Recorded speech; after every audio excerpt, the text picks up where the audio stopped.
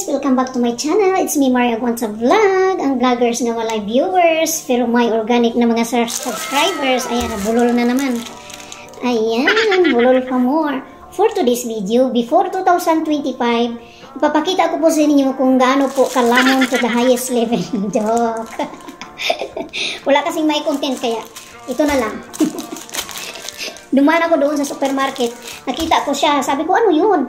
Sabi nila, ano daw? Sabi nung lalaki, grapefruit. Pero red daw na grapefruit. Sabi ko, hala, sa amin yun. Buongon ang tawag sa Bisaya. Iwan ko kung anong tawag sa Tagalog. Basta sa amin to, buongon. Sa English kasi grapefruit. Ayan, oh. Sabi ko, tingnan ko nga, pero ba't may balot? Sabi nila kasi, ano, galing pa daw to ng ibang bansa.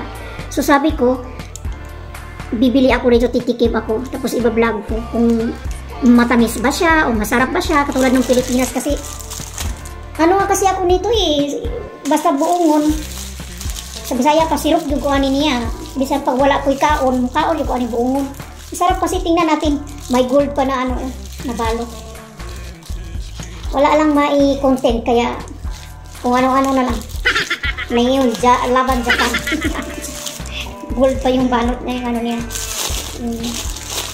Ay, wow! China oil. Uy! Ay, muntik na ano. Medyo matagal na kasi itong hindi ko na, ano eh, nabili ko tapos nilagay ko lang sa tabi-tabi. Buongon, magudi sa muagod. Made in Japan. Made in the sweet juicy pomelo. Sweet juicy pomelo pala. Ayan. Pomelo. Pomelo pala sa English. Grapefruit, magudi sa muagod. Pomelo pala to. Grapefruit magudi-god, then buongon sa pula ang nakabutang diri niya, puti man lagi ni mao na nabudol na, nabudol pa more. Bodol pa more.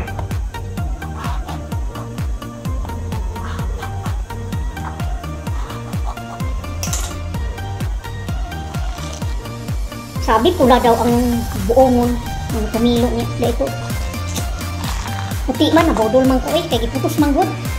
But anyway, I don't know inside kung ano ba talaga. Meron man kasing puti tapos wala bala sa ano. Sabi sweet pomelo daw, tingnan natin kung sweet ba talaga. Kaya i-upload ko na lang to para may ano, may content ba.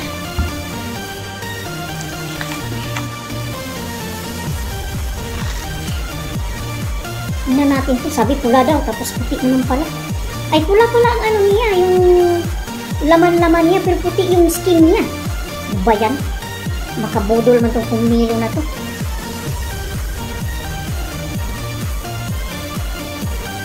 Ano, puti ang ano niya ba, skin, yung balat niya. Puti. Pero pula ang ano niya sa loob. Ayun, oh, pula. Yan. Pomelo, red pomelo, sweet red pomelo. Kaya pala naka-ano na sweet red pomelo. Ayan, pula pala siya. Ayan. Nakabudol man siya, puti ang balat niya, tapos wala pa siya sa loob. Mabudol man tanin mo eh.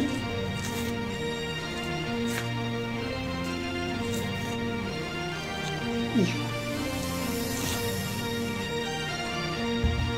Dito kasi ako sa bahay ng amo ko.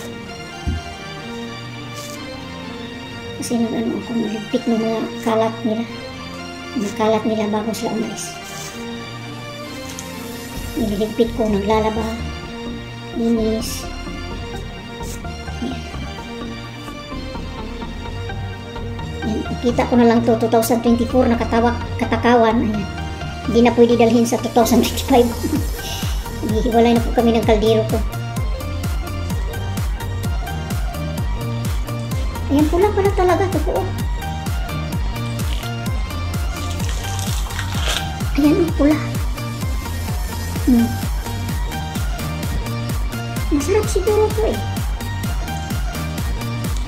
Tanggal na kasi ito. Nung nakaraang linggo ko pa ito nabili eh. Wala akong time na kakain dahil babalatan pa siya. Mga madali palagi sa trabaho. Ayan. Ayan, tikman na natin ito. Tikman. Ay, yummy talaga. As in, matamis talaga.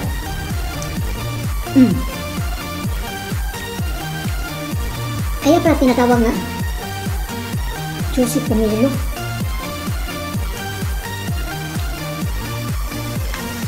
Nano ko siya matubig. Tubig ko ang ano yun.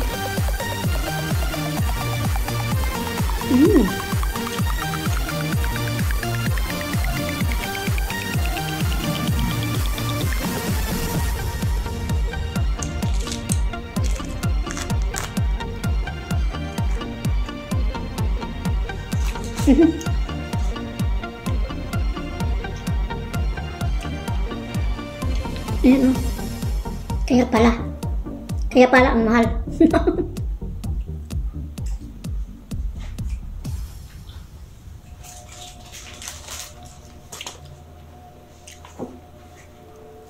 Kaya pala ang mahal niya kasi nga masarap man.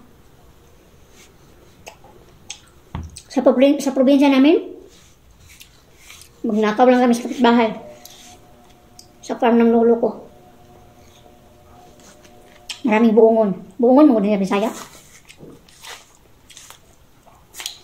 Diri grapefruit o sobra pomelo.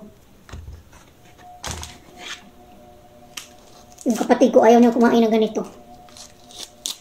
Kasi pag kinabukasan daw, pag tumatay siya, buo pa rin daw, pomelo pa rin.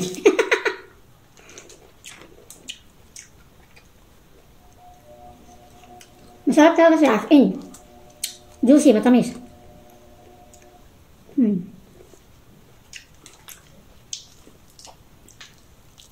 Ayan o. Sobrang sarap po talaga.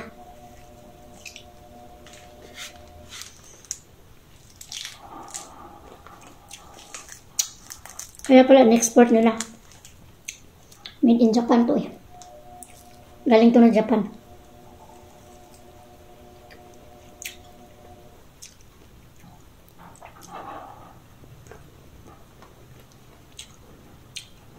Busog na ako.